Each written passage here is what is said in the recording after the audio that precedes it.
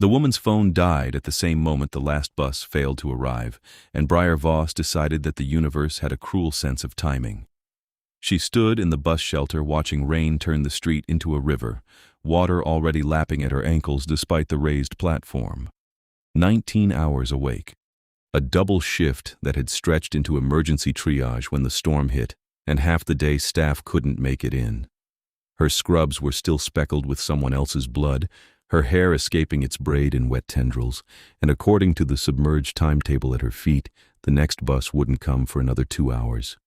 If it came at all, 3 kilometers home. She could do 3 kilometers. She'd done a marathon once, before nursing school ate her life. Of course, that marathon hadn't involved wading through a flood in October darkness through a coastal city that was currently doing its best impression of Atlantis. Briar stepped out of the shelter, and the water immediately soaked through her canvas shoes.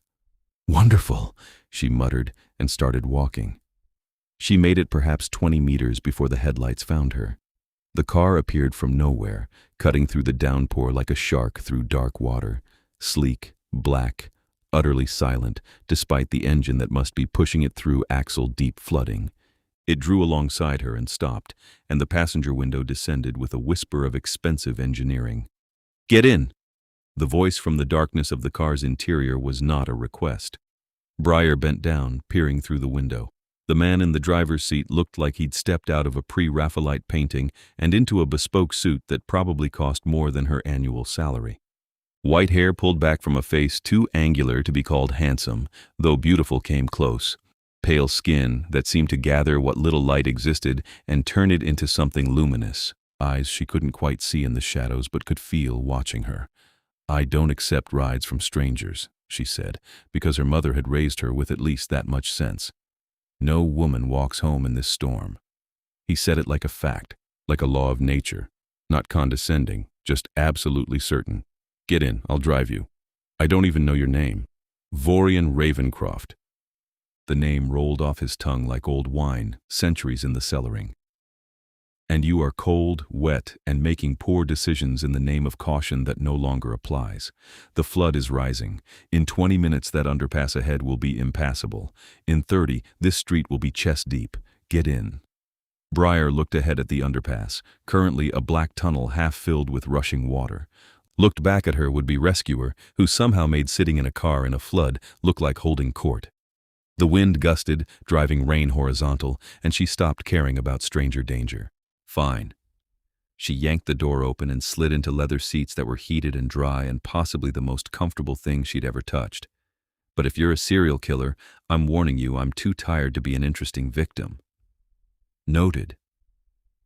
Something that might have been amusement flickered across his features. Seatbelt.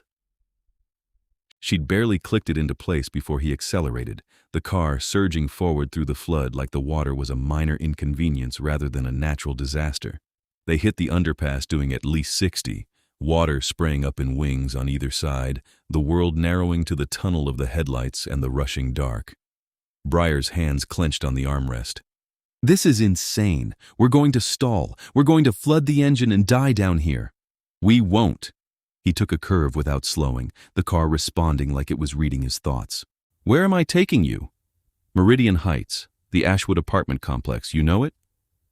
"I know every street in this city." His eyes never left the road, but she had the unsettling sense that he was aware of every breath she took. "You work at St. Catherine's." It wasn't a question. Briar looked down at her scrubs, the hospital logo embroidered over the pocket. "Good guess." "Not a guess. You smell like disinfectant and exhaustion." He navigated around a submerged car with casual grace. 19-hour shift? "How did you—" She stopped. "Lucky guess that time." "You have the particular look of medical personnel at the end of their endurance. I've seen it before." Something in his voice suggested before meant a very long time ago. "You should have called someone." "Phone died. And everyone I know is either working the same shift or lives further than I do." She watched the flooded city slide past, streetlights reflecting off water that shouldn't be there. "This is bad. I've never seen it this bad. The storm drains can't handle it. The city built over old tunnels, old waterways. When it floods into the spaces below. He said it with the authority of someone who knew those spaces intimately. They emerged from the underpass into a neighborhood that looked like it was auditioning for a disaster film. Water up to car windows, emergency lights flashing on the few vehicles trying to navigate. A family on a second-story balcony watching the street-turned river below. Vorian drove through it like he owned the flood, and maybe he did. Maybe men who looked like him and spoke like him and drove cars like this one simply owned everything they touched. Briar caught herself staring at his profile and looked away. Thank you for stopping. I know it's out of your way. You don't know where I was going. Anywhere is out of the way when you're picking up random wet nurses. That almost smile again. You're assuming I had somewhere to be. Didn't you? I did.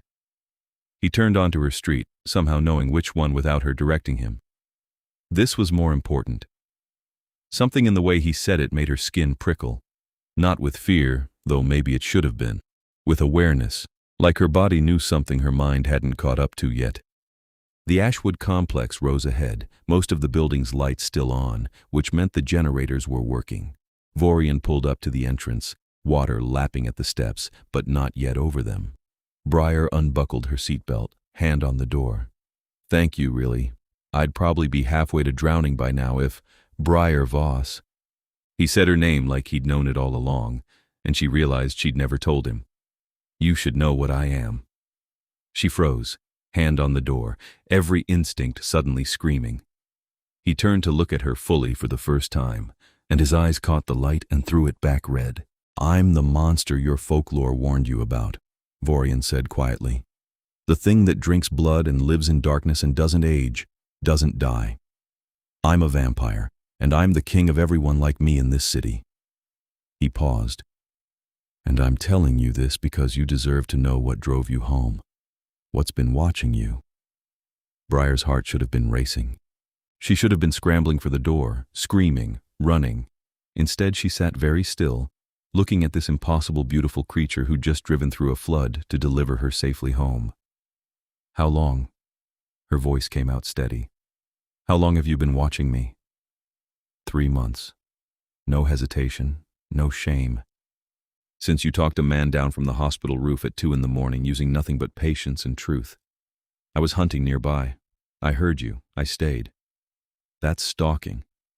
Yes, that's creepy. Also yes. He turned away, back to the flooded street ahead. But I'm not going to apologize for protecting you, even from a distance. Even when you didn't know you needed it. I don't need... She stopped. Wait. Protecting me from what? From the flood tonight. From the man who followed you home last month until I convinced him to choose a different route. From the drunk driver who would have run a red light at 7th and Constantine if I hadn't destroyed his tire.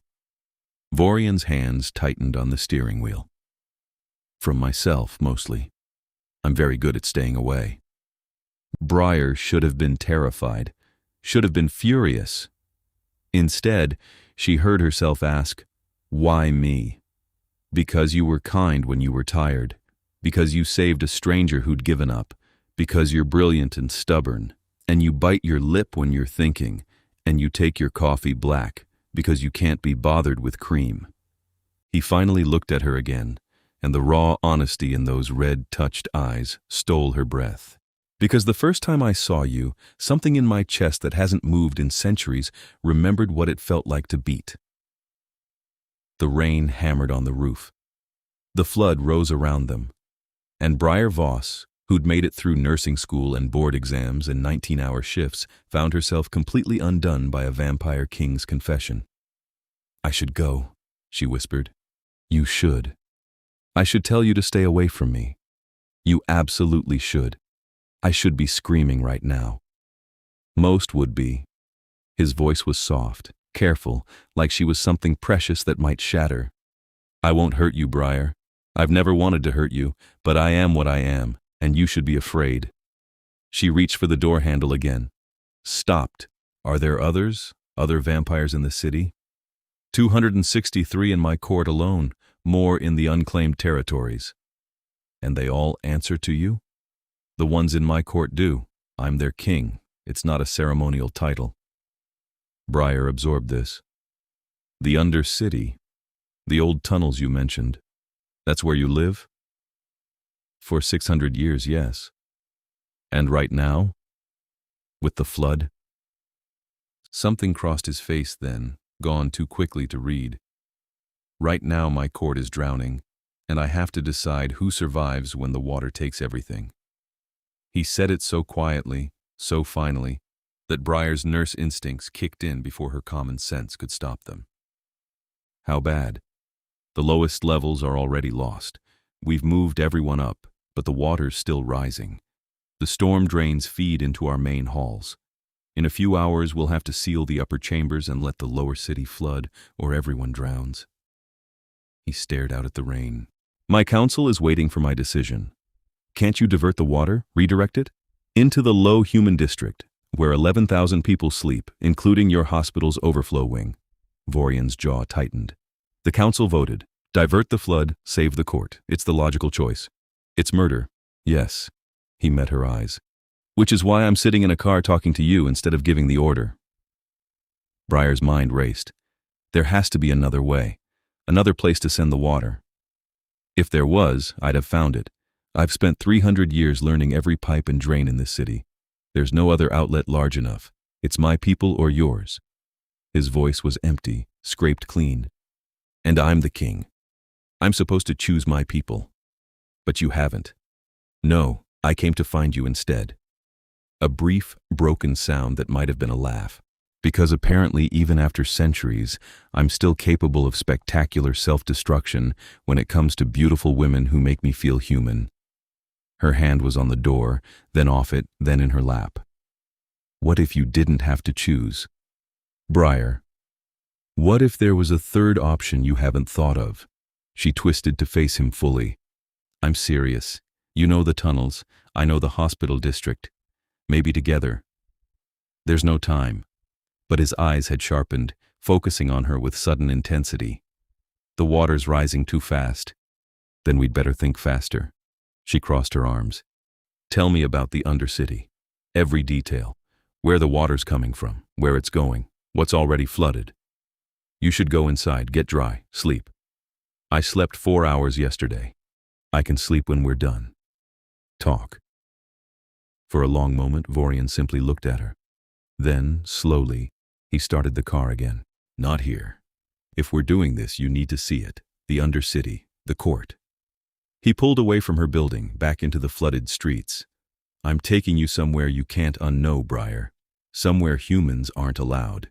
If you come with me now, you're stepping into my world, and there's no stepping back out unchanged.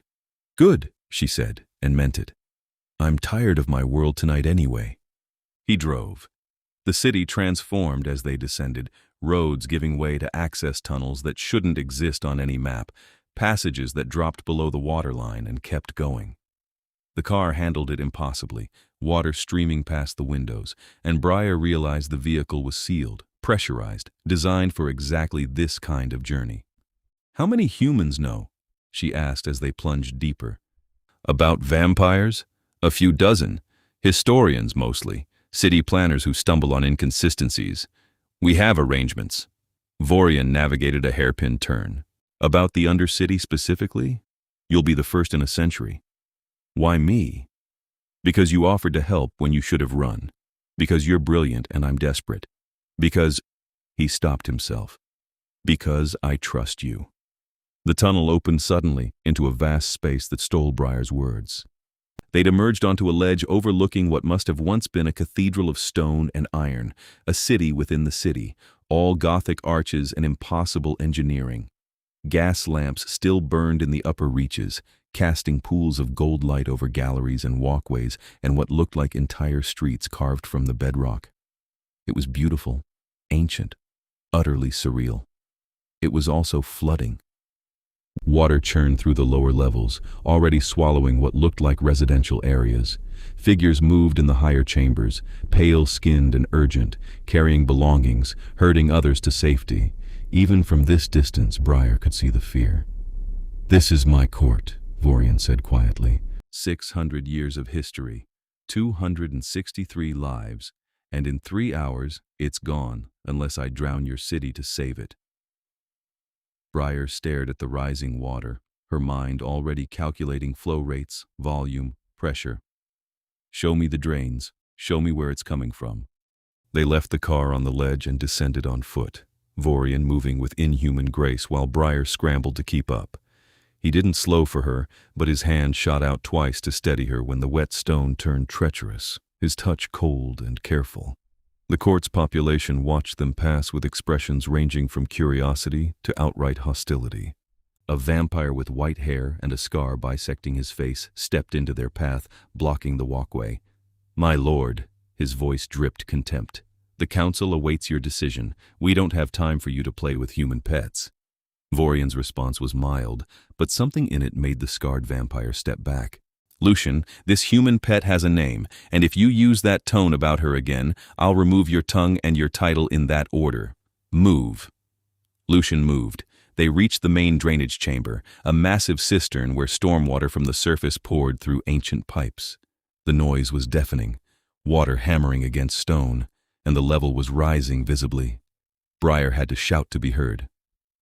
"Where does the overflow go?" "Here." Vorian pointed to a sealed gate, iron and rust. "We open that, the water diverts into the low district's basement level, floods the foundations, the underground parking, the hospital's lower wings." "How much water?" "Enough to kill anyone who doesn't evacuate. They won't have warning. It's the middle of the night." His face was stone. 11,000 people, Briar. Maybe 1,000 casualties if they're lucky. She stared at the gate, then at the rising water, then up at the pipes feeding the cistern. "What if you didn't divert it? What if you stored it?" "Where?" "You said you have gallery levels, treasury chambers, storage halls." "Yes, but—" He stopped. "They're not designed to hold water."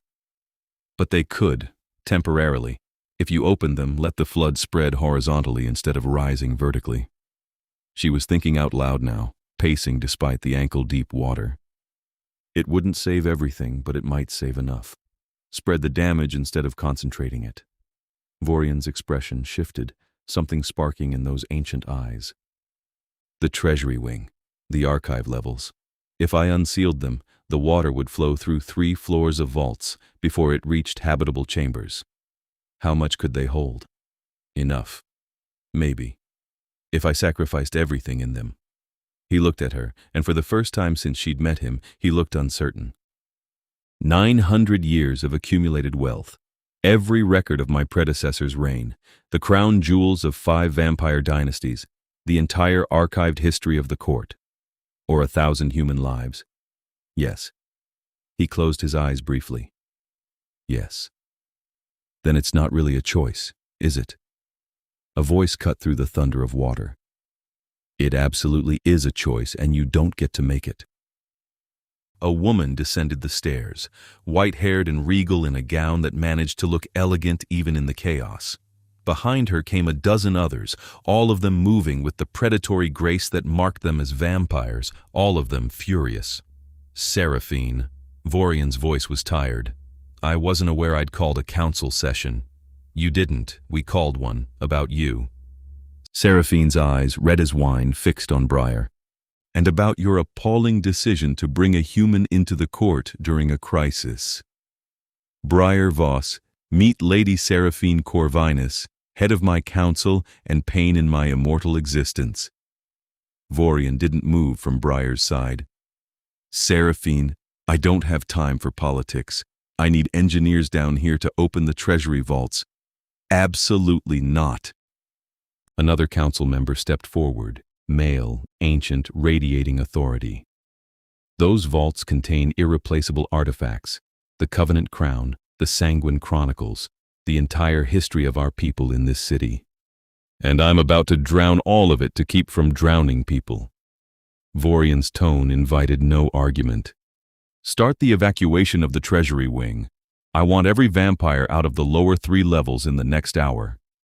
"You can't do this." Seraphine moved closer, her voice dropping to something dangerous. "You're the king. You're supposed to protect the court, not sacrifice it for humans who don't even know we exist." "I'm protecting the court by not turning us into mass murderers," Vorian said quietly. "Open the vaults." No. Lucien, the scarred vampire from earlier, stepped up beside Seraphine. We won't help you commit sacrilege. The council voted. We divert the water. Save the court. That's the law. I'm the law. You're one vampire. Seraphine's smile was sharp. We're 12. And the court charter says a vote of no confidence requires only 8 signatures. The words hung in the water-thick air. Vorian went very, very still. You're threatening a coup during a flood while our people drown. We're threatening to save our people by replacing a king who's forgotten what he is. Seraphine pulled a scroll from her sleeve, unfurling it. 8 signatures. We already have them. Step down, let the council rule directly, and we'll divert the water. Everyone in this court survives. We all go on. And the humans? Are not our concern. She held out the scroll. Sign, Vorian. Abdicate. It's the only way. Briar watched this play out with growing horror. Wait, they can't just... They can! Vorian's eyes never left Seraphine. The charter allows it. If the king is judged unfit, the council can remove him by majority vote. He took the scroll, read it, and something bleak crossed his face. You have 8 signatures. You only needed 8. So why are you asking me to sign? Because exile is kinder than execution, and we're offering you exile. Seraphine gestured to the flooding court around them. Sign, leave, let us save this city you've protected for 600 years, or refuse, and we'll remove you by force and do it anyway. Briar's hands clenched. He's trying to save people. He's trying to destroy our history for people who'd kill us if they knew we existed, Lucien said. You're human. You don't understand. I understand that you're debating murder while pretending it's politics. Briar turned to Vorian. You don't have to do this. Tell them no. Fight them. And while we fight, the water rises, and everyone dies anyway. Vorian looked at the scroll in his hands. If I sign, they divert the flood, the court survives, and I walk away. If I refuse, they kill me, divert the flood anyway, and the result is the same except I'm dead. So you just give up? I make the tactical choice. He met her eyes, and the emptiness there hurt to see. I'm sorry, Briar. I thought we had time. I was wrong. He moved to sign the scroll.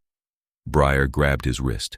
The council hissed, hands moving to weapons, but Vorian raised his free hand and they froze. Don't, Briar said. Please, there has to be another way. There isn't. Then make one. You're the king. Act like it. Something fierce moved through his expression. You don't know what you're asking. I'm asking you to trust yourself as much as I apparently trust you. She didn't let go of his wrist. You said you'd spent 300 years learning this city. You said you'd do anything to protect me. So protect me. Protect everyone. Find the way they can't see because they're too busy protecting the past. Vorian looked at her, then at the council, then at the rising water. Then he tore the scroll in half. No abdication, he said quietly. No diversion. I'm opening the treasury vaults and flooding 900 years of history to keep from killing 11,000 people in their sleep. And if that's sacrilege, I'll answer for it. But not to you. Seraphine's face went cold. Then you're no longer king. Lucian, Matthias, take him. 2 vampires moved. Vorian moved faster. Briar had never seen anything like it. One moment he was standing still, the next he was a blur of motion, catching Lucien's wrist and breaking it with a sound like snapping wood, spinning to drive an elbow into Matthias's throat and dropping him to the wet stone. I said no. Vorian straightened, not even breathing hard. I'm still your king until you manage to kill me, and I'm significantly harder to kill than you remember. Anyone else want to try? Silence. The council stared at him, at the 2 vampires groaning on the ground, and Briar saw calculation replace fury. Seraphine's voice was ice. You'll regret this. Probably. Vorian turned to the handful of vampires who'd been watching from the stairs, workers in practical clothes rather than courtly finery. You 5, I need the treasury vaults opened in the next 30 minutes. Can you do it? A woman with silver hair and engineer's hands stepped forward. Yes, my lord. But the relics will drown, I know. Do it anyway. She nodded and vanished with her crew. Vorian turned back to the council. You have 3 hours to decide if you want to help save this court or spend that time plotting my murder. Choose wisely. He took Briar's arm and walked away, leaving the council standing in the rising water. They made it 2 corridors before Briar's legs started shaking. Vorian steered her to a dry alcove, settling her on a stone bench that had probably been old when her grandparents were born. You're trembling, he observed. You just started a civil war because I asked you to. I started a civil war because you were right. He crouched in front of her, eye level. Are you all right? I'm in an underground vampire city during a flood, watching a king commit political suicide to save people he's never met. I'm the opposite of all right. She laughed, and it sounded slightly hysterical even to her. What happens now? Now we wait for the vaults to open. The water spreads. We save who we can. He paused. And then, when the flood's over, the council charges me with sacrilege, destruction of heritage, and treason against the court. I'll stand trial. They'll probably execute me. That's not funny. It's not a joke. His face was calm. I knew what I was choosing, Briar. I knew the cost. Then why? Because you asked me to trust myself. And because I've lived 600 years. And if I have to die to remember what it felt like to be human, that's not the worst trade I've ever made. He reached out slowly, giving her time to pull away, and tucked a wet strand of hair behind her ear. Thank you for making me better than I was planning to be. Briar caught his hand before he could withdraw. You're not dying. I won't let you. I don't think you get a vote in vampire trials. Then I'll find a way to get one. He smiled, small and genuine. You barely believe I exist, and you're already planning to argue with my executioners. You're extraordinary. I'm stubborn. There's a difference. She squeezed his hand. How long do we have? Before the trial? Weeks, maybe. They'll want the flood handled first. He stood, drawing her up with him. Before the vaults open? 20 minutes. We should get to higher ground. They climbed. The court's architecture was a maze of levels and walkways, all of it centered around the main chamber, where gas lamps still burned, and vampires gathered in worried clusters. Vorian led her to an observation deck that looked out over the whole impossible space, and Briar watched as, far below, gates began to open. Water roared into the treasury wing. Even from this distance, she could see it surging through ornate doorways, swallowing rooms that sparkled with gold and jewels. The sound was like the city screaming. Beside her, Vorian's face was stone, but his hands gripped the railing hard enough that the metal bent. I'm sorry, Briar said quietly. Don't be. It's the right choice. His voice was rough. It's just also the hardest one. They stood together in the lamplight and watched 900 years of history drown to save a city that didn't know it was being rescued. The water stabilized an hour before dawn.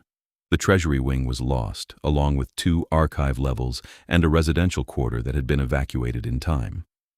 But the main court held. The upper chambers stayed dry.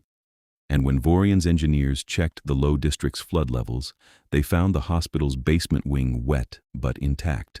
The residential foundations damaged but standing. No casualties, 11,000 people who'd slept through their own rescue. Briar sat on a bench in the vampire court's equivalent of a town square, wrapped in a borrowed cloak that was far too fine for her scrubs, and watched the sun rise on a city that didn't know how close it had come to drowning. Vorian found her there. You should be resting, he said, though he looked like he hadn't slept either. So should you. She gestured to the space beside her, and after a moment, he sat. How bad is it? The treasury's gone. The archives are salvageable, barely. We lost 40 residences, but no lives. He stared at his hands. And the council has formally charged me with 7 counts of sacrilege and destruction of irreplaceable heritage. The trial's in 3 weeks. What can I do? Nothing. This is vampire law, vampire politics. Humans aren't permitted in the trial chambers. He glanced at her. You should go home, Briar. Sleep. Forget this happened. Fat chance. I'm serious. The city's going to recover. Your hospital will need you, and He stopped. I'm going to be dealing with this for a long time. You don't need to be part of it. What if I want to be? He looked at her then, really looked, and something in his expression cracked. You don't know what you're saying. I'm saying I spent the night watching you sacrifice everything to save people you've never met, and I'm not walking away from that. She turned to face him fully. I'm saying you told me you've been watching me for 3 months and maybe I'd like a chance to watch you back. I'm saying, Briar. Her name was rough in his mouth. I'm a vampire. I'm probably going to be executed in 3 weeks, and even if I'm not, I'm the worst possible choice for anything you're thinking. You're also the person who drove through a flood to keep me safe, who chose mercy over survival, who... She reached out, cautious, and touched his face. His skin was cold, impossibly smooth, and he went absolutely still under her hand. You said something and you remembered how to beat when you saw me. Did you mean it? Yes. The word was barely a whisper. Then let me stay. Let me help. Let me... She didn't have words for what she wanted, just the certainty that walking away from this, from him, was impossible. Let me try. Vorian closed his eyes, and when he opened them again, they were burning. You're going to destroy me, or save you. Could go either way. She attempted a smile. I'm good at impossible things. I'm a nurse. He laughed, unexpected and real, and pulled her into an embrace that was too cold and too careful and absolutely right. 3 weeks, he murmured into her hair. Stay for 3 weeks. See the trial. If I survive it, we'll talk about what comes after. And if you don't survive? Then at least I got to hold you once. He drew back, framing her face with his hands. I'm going to be selfish now. I'm going to ask you for something I shouldn't. Ask. Come back tomorrow, and the day after. Let me have these 3 weeks before the council decides my fate. Let me pretend I'm someone who deserves you. His thumb brushed her cheek. Let me fall the rest of the way in love with you before I lose everything. Briar's heart kicked. The rest of the way? I was half gone the first time I saw you. I'm in free fall now. He smiled, sad and true. Is that terrifying enough to scare you away? No. She kissed him. It was gentle, careful, her lips against his cold mouth, and for a heartbeat he didn't move. Then his hands tightened in her hair, and he kissed her back with 600 years of loneliness and 3 months of wanting and the desperate certainty of a man who just gambled everything on a single choice. When they broke apart, Briar was breathless, and Vorian looked undone. 3 weeks, she said firmly. And then we figure out how to keep you alive. Deal. She went home as the sun climbed higher, driven by one of Vorian's people in the same impossible car. Her apartment was dry, her phone charged, and she had 17 messages from the hospital asking when she could come back. She showered, changed, and returned to work 6 hours later. The city was recovering. The flood had receded, leaving mud and damage, but not devastation. The hospital's lower wings were pumping out water, the generators had held, and the patients who'd slept through the storm were waking to a world that had almost drowned them. Briar worked another shift, then another, and in the gaps between, she researched. Vampire trials, court law, precedents for sacrilege charges in immortal societies. She found exactly nothing. Vampires, it turned out, were very good at keeping their legal systems secret, so she tried a different approach. On her 3rd night off, she returned to the Undercity. Vorian met her at the entrance, looking surprised and pleased and trying to hide both. You came back. I said I would. She held up her bag. I brought coffee, the good kind. Do vampires drink coffee? This one does. He took the offered cup, inhaling the scent with something like reverence. You didn't have to come. You must be exhausted. So are you. She followed him into the court proper, noting the way vampires stopped to stare at her, the human in their midst. I want to help. With the trial. Tell me how your legal system works. They walked through the recovering city as Vorian explained 600 years of vampire law, politics, and precedent. It was complicated, archaic, and designed to protect the court's history above all else. So, basically, you're doomed, Briar summarized. That's the general consensus, yes. What if you had character witnesses, people who could testify that you made the right choice? The council won't care. They're judging me for destroying heritage, not for saving humans. He led her to what looked like a library, all dark wood and older books. To them, the relics mattered more than mortal lives. That's the point. Then we changed the point. Briar set down her coffee. What if the mortals testified? Vorian blinked. What? The people you saved. 11,000 of them. What if they knew what you'd done? What if they asked to speak on your behalf? Humans aren't allowed in vampire trials, I told you. But what if they were outside? What if they showed up at the court entrance demanding to be heard? She was pacing now, thinking out loud. You said the trial is in 3 weeks. That's enough time to organize, to spread the word. Briar, they don't know I exist. They don't know any of us exist. Then we tell them. She grabbed his hands. Not everything, just enough. That there's a community under the city, that someone made a choice to save them, that he's being punished for it. We don't have to say vampire. We just have to say hero. Vorian stared at her like she'd suggested jumping off a cliff. That's insane. It's also our only chance. She squeezed his hands. Unless you have a better idea? He didn't. So they started planning. The next 2 weeks were a blur of work, research, and increasingly desperate organization. Briar recruited her coworkers from the hospital, explaining just enough to make them curious.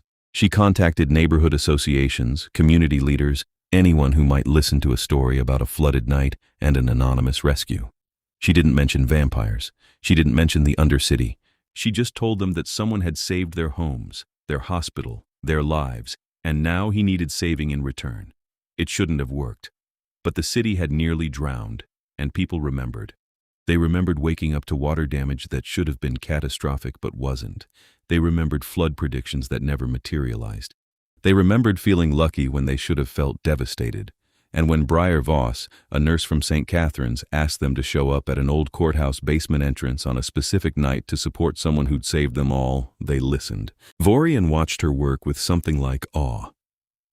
You're building an army, he said one night, watching her coordinate via a laptop in his private chambers. I'm building a crowd. There's a difference.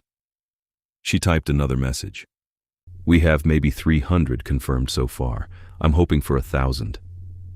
1,000 humans standing outside a vampire trial. The council is going to lose their minds. Good. Let them. She looked up at him. Are you scared? Terrified. He sat beside her. Not of the trial, of you, of what you're doing, of how much He stopped. How much you what? How much I love you. He said it simply, finally. I'm 600 years old and I've never said that and meant it until now. And you're human and fragile, and you're going to age and die while I stay frozen, and none of it matters because I love you anyway. Briar closed the laptop. I love you too, which is why we're going to win this. And if we don't, then we lose together. She kissed him, soft and certain. I'm not going anywhere, Vorian. Win or lose, trial or execution, I'm staying. You barely know me. I know enough. I know you're good. I know you're brave. I know you chose mercy when it would have been easier to choose survival. She touched his face. I know I've never felt this way about anyone, and I'm not wasting it because your court has terrible priorities. He pulled her close, and they stayed that way until dawn. The trial was held in the deepest chamber of the Undercity, a circular room with stone walls and ancient carvings that predated the city above. 12 council members sat in judgment, with Seraphine at their center. Vorian stood alone in the middle of the chamber, still and regal and refusing to show fear.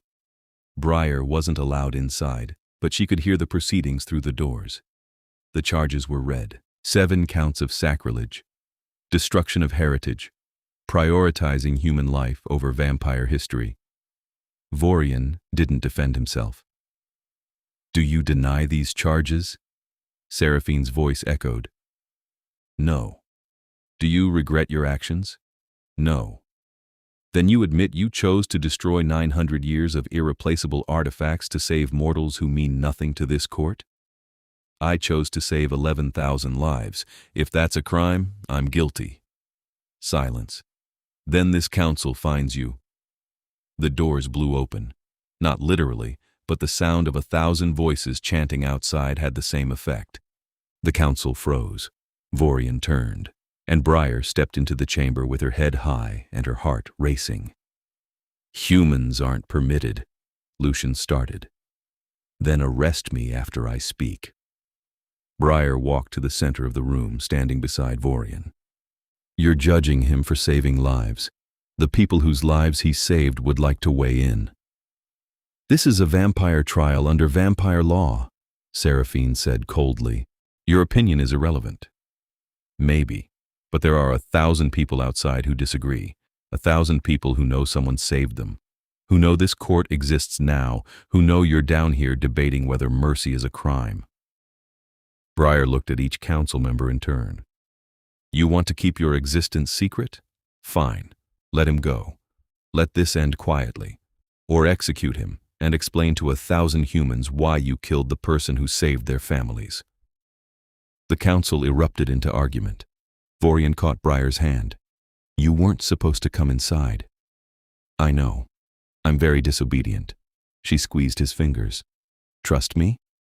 With my life. Seraphine called for order. You're threatening us. Threatening exposure. I'm offering you a choice, Briar corrected.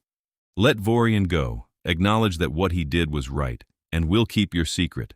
We'll tell people the flood was managed by an underground engineering collective, something plausible. Or refuse, and I'll make sure every news outlet in the city knows there's a vampire court down here that values old jewelry more than human lives. You have no proof. I have you, right now, holding a trial for a man who saved thousands. Briar gestured to the chamber. I have 1,000 witnesses who saw me walk in here, who know where this is, who'll come looking if I don't come back out.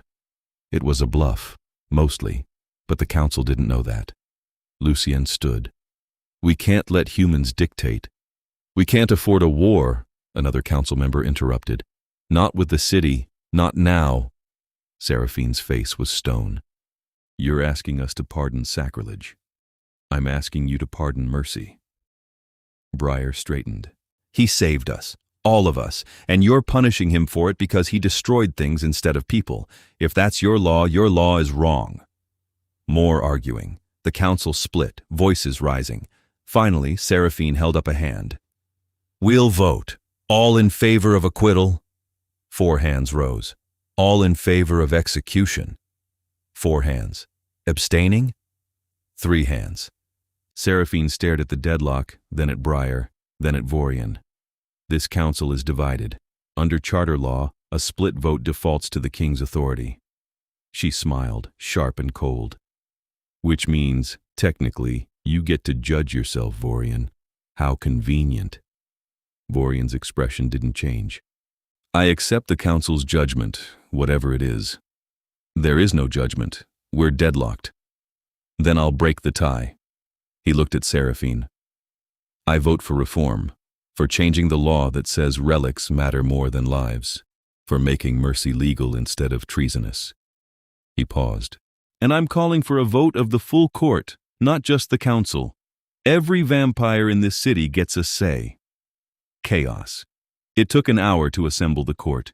263 vampires crowded into the chamber, with 1,000 humans still chanting outside. Vorian explained what had happened, what he'd chosen, what he was asking. Vote for acquittal if you think I was right, he said quietly. Vote for execution if you think the relics mattered more than mortal lives. This is your court. You decide. The vote was called.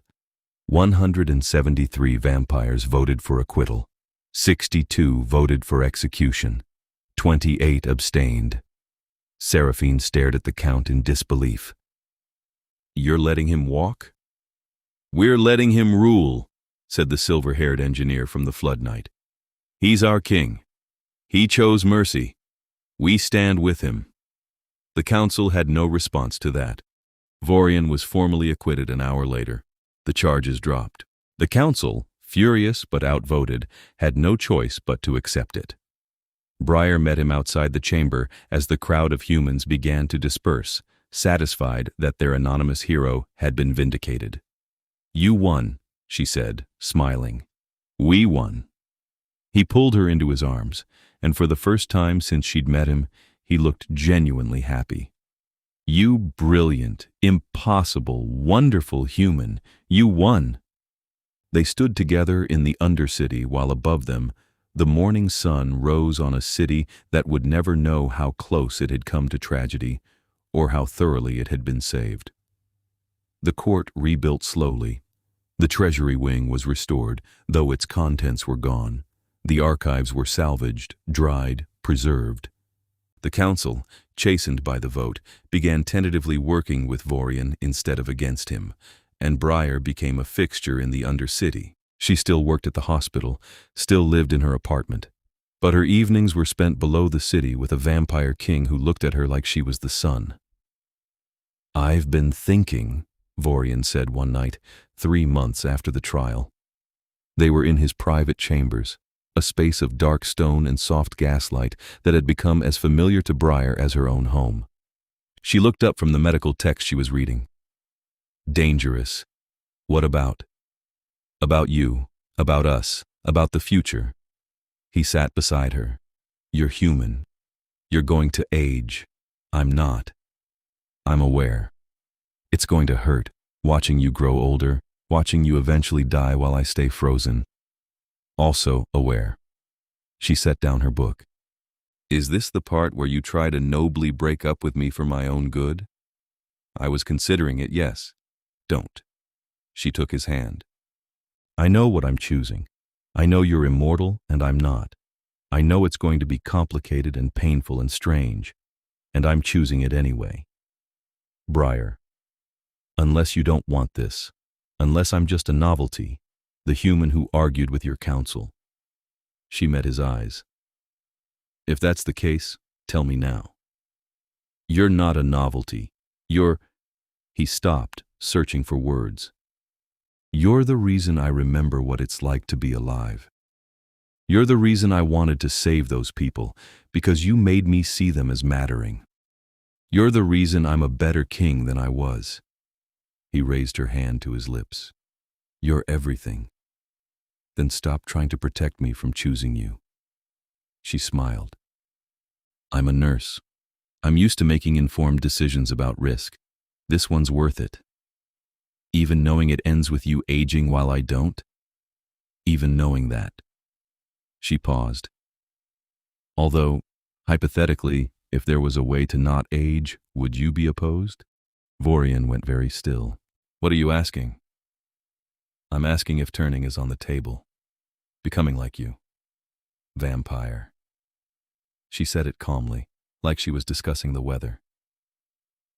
"I've been researching. It's possible, right?" "Yes, but Briar, it's not something to take lightly. You'd be giving up sunlight, aging, humanity.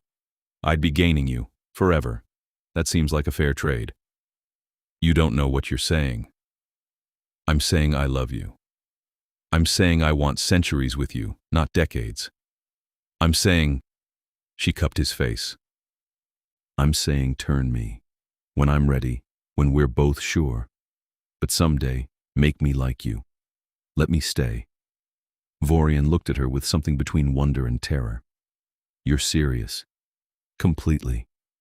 You'd give up the sun for me? I'd give up a lot more than that."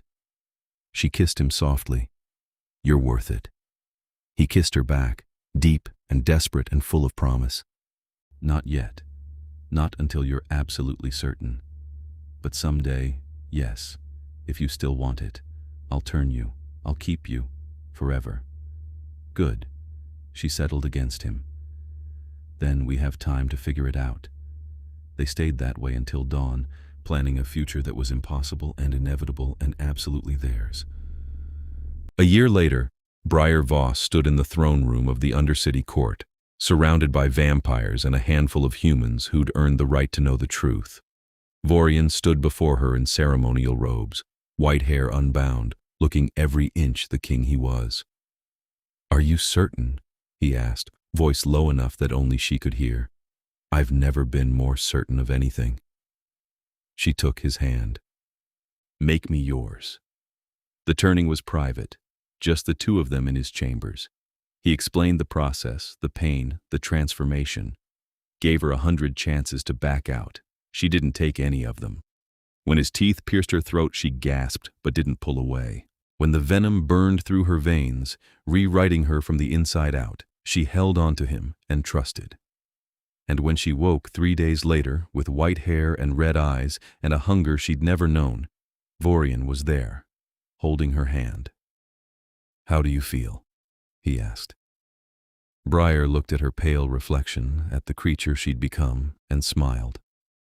"Like I can finally keep up with you." He laughed and pulled her into his arms. "You always could.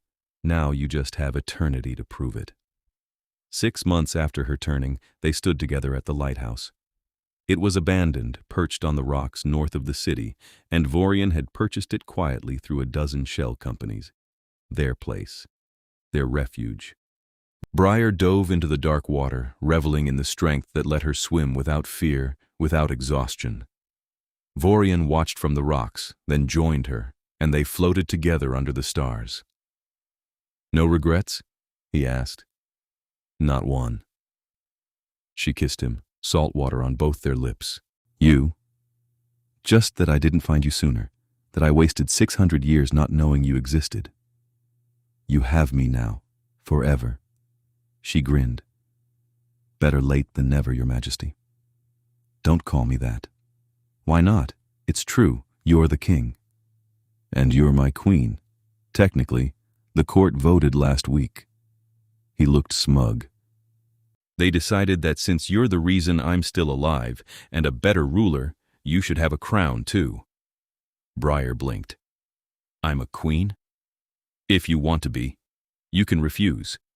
But Seraphine was remarkably insistent, and I think she's trying to make amends for the whole attempted execution thing.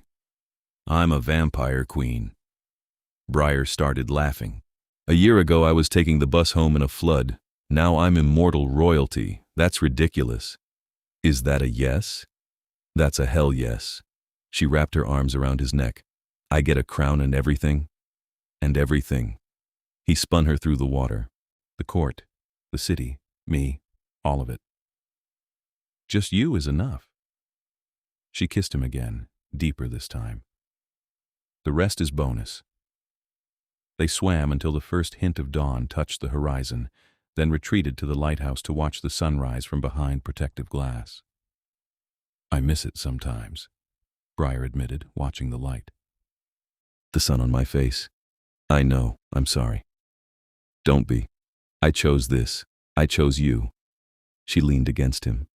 "And honestly, sunrises are prettier from the dark anyway. You see the colors better." Vorian held her close, and they watched the day begin together. Years passed. The Undercity thrived.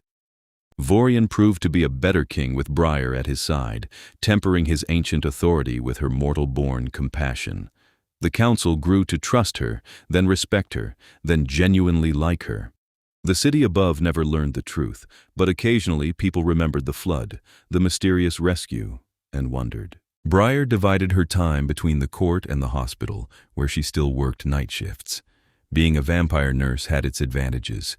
She never tired, never got sick, and her patients responded to the uncanny calm she projected. Vorian built her a library in the Undercity, filled it with medical texts and novels and everything she'd ever wanted to read. Built her a lab for research. Built her a life that was full and strange and perfectly theirs. And on quiet nights, they returned to the lighthouse. 20 years after the flood, they stood on the rocks again, watching storm clouds gather. "Think it'll flood again?" Briar asked. "Probably. Climate change isn't slowing down." Vorian watched the horizon. "But this time we're ready. The new drainage system will handle it. The one we designed together. The very same." He pulled her close. "You know, the council wants to commission a statue of you for the main square." "Absolutely not. That's what I told them. But they're insistent. You saved the court as much as I did. More, probably.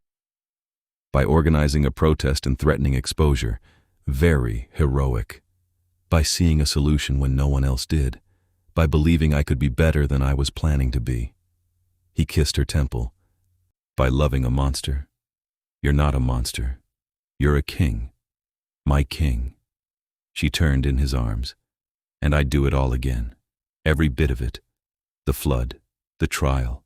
The turning. All of it. Even though you lost the sun, I gained eternity with you. That's a trade I'd make every time. They stood together as the storm rolled in, fearless and immortal and absolutely in love. 50 years after the flood, the city unveiled a memorial in the Low District. It was a fountain designed to honor those who'd survived the storm and those who'd worked to rebuild. Briar and Vorian attended the ceremony in secret, watching from the shadows. They still don't know, Briar murmured, that you saved them. Good. That's how it should be. Vorian watched the humans celebrate. We keep the city safe. They never have to know what's beneath their feet. Do you ever wish they did? Wish you got credit? No, I have everything I need. He took her hand. I have you. I have a court that trusts me. I have purpose. The rest is vanity. She smiled and kissed him there in the shadows, while humans celebrated their survival above. 100 years after the flood, they threw a private party in the lighthouse. It was just the two of them, champagne and music and the sea crashing below. A century, Briar said, marveling. I've been a vampire for 100 years. And you still complain about council meetings? Because they're boring. 4 hours debating drainage policy is 4 hours too many. You're the one who insisted we involve the court in city planning. I know. I regret everything. She laughed and pulled him into a dance. Do you ever miss it? The old court, before me. Not once. He spun her gracefully. The old court was stagnant. You brought change, growth. You made us better. We made us better, she corrected. You chose to listen. That's what mattered. They danced until midnight, then made love while the lighthouse lights spun overhead, and Briar thought that immortality might actually be long enough to love Vorian the way he deserved. 200 years after the flood, they stood in the main chamber of the Undercity Court and watched a new generation take the council seats. Seraphine had finally retired, replaced by the silver-haired engineer who'd helped open the vaults so long ago. Lucien had stepped down decades earlier, acknowledging that his views were outdated. The new council was younger, more diverse, more willing to work with the human world above. Your legacy, Vorian murmured to Briar. Our legacy, she corrected. You're the one who had the courage to change. You're the one who gave me a reason to. They watched the new council take their oaths, and Briar felt the weight of centuries settling comfortably on her shoulders. She'd lived long enough now to see change, to understand patience, to appreciate the slow turning of immortal time. But she still remembered the flood. Still remembered being human, desperate, alone in a storm. Still remembered the moment everything changed. Do you ever regret it? Vorian asked that night, as if reading her mind. Staying with me? Choosing this? Not once. She took his face in her hands. You're the best decision I ever made, Vorian Ravencroft. Everything else is just details. He kissed her like she was air, and he was drowning, and Briar kissed back with 200 years of practice and infinite time ahead. 300 years after the flood, they returned to the lighthouse for the last time. The structure was failing, corroded by centuries of salt and storm. They'd decided to let it go, to let the sea take it back. But first, one final night. They made love on the rocks where Briar had first swum as a vampire, watched the stars wheel overhead, talked about the centuries behind them and the millennia ahead. I think we should travel, Briar said. See the world. We've spent 300 years in this city. Time for something new. Where do you want to go? Everywhere. Nowhere. Wherever you are. She smiled. I hear Prague is beautiful. Vienna, Budapest, all those old vampire cities you've told me about. They're not as impressive as you're imagining. Then we'll make them impressive. We'll find the places that matter. Build new memories. She kissed him. Together. Together, he agreed. always. They left the lighthouse as dawn approached, watching it crumble into the sea behind them. But they carried it with them, the memory of that first swim, that first promise, that moment when a human woman had chosen forever with a vampire king and never looked back. The city continued above and below. The court thrived. And Briar and Vorian, queen and king, walked hand in hand into an immortal future that was infinite and impossible and absolutely perfectly theirs. Sometimes, on stormy nights, Briar still thought about the flood, about standing in ankle-deep water, exhausted and alone, watching for a bus that would never come, about the headlights that found her, about the voice that said, "No woman walks home in this storm," about the man who'd driven her through the flood and into forever. And every time, she smiled, because she'd been saved that night in more ways than one, and she'd spent the next 3 centuries proving that sometimes the best rescues were the ones that went both ways. Vorian had saved her from the storm. She'd saved him from himself. And together, they'd saved each other from loneliness, from stagnation, from the fear that immortality meant facing eternity alone. They'd built something beautiful instead, a love that spanned centuries, a partnership that transformed a court, a future that was still being written with every night they spent together. Briar Voss, who'd once been human, who'd argued with a vampire council, who'd chosen forever with a king, stood with Vorian on a new cliff in a new country and watched the sun set on their 300th year together. "No regrets?" he asked, as he always did. "Not one," she answered, as she always would. And they walked into the night, immortal and in love and absolutely certain that forever would never be long enough. But they'd take it anyway, together, always.